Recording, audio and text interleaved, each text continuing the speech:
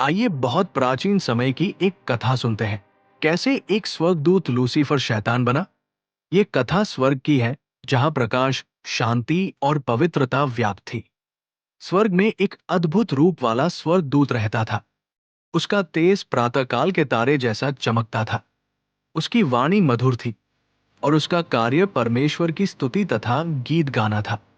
स्वर्ग के सभी स्वर्गदूत उसका आदर करते थे। वो स्वर्ग की शोभा था।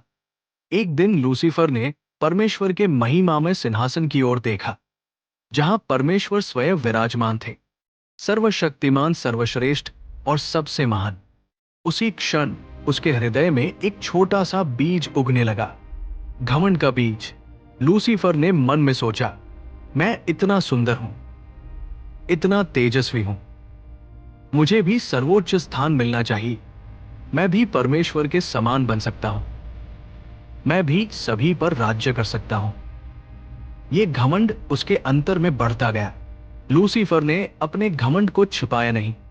उसने अनेक स्वर्गदूतों को अपनी बातों से भ्रमित कर लिया। उसने कहा, आओ, हम अपना अलग राज्य बनाएं। हम परमेश्वर से भी ऊपर हो जाएं। धीरे धीरे स्वर्ग के तीसरे भाग तक स्वर्गदूत उसके साथ खड़े हो गए। दूसरी ओर परमेश्वर की ओर से महाबलशाली प्रधान स्वर्गदूत मीकाएल और उनकी सेना। और एक दिन स्वर्ग में भयानक युद्ध आरंभ हुआ। आकाश में तेज प्रकाश की चमक। स्वर्ग में शांति के स्थान पर अशांति फैलने लगी। एक ओर लूसीफर और उसके विद्रोही स्वर्गदूत। स्वर्गीय अस्त्रों का टकराव, आवाजों का गूंजना। स्वर्ग में ऐसा युद्ध प्रथम बार हुआ और लूसीफर तथा उसके साथियों को स्वर्ग से नीचे पृथ्वी पर गिरा दिया गया।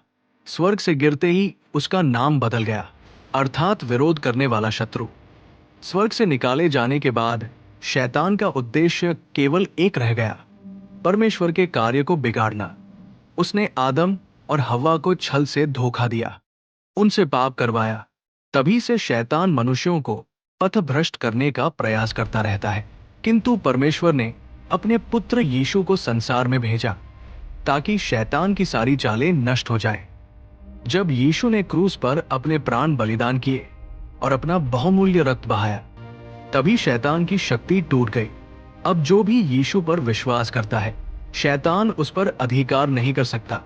लूसीफर की कथा हमें ये सिखाती है, घमंड मनुष्य का पतन करता है, लेकिन विनम्रता और आज्ञा पालन जीवन को आशीष देते हैं।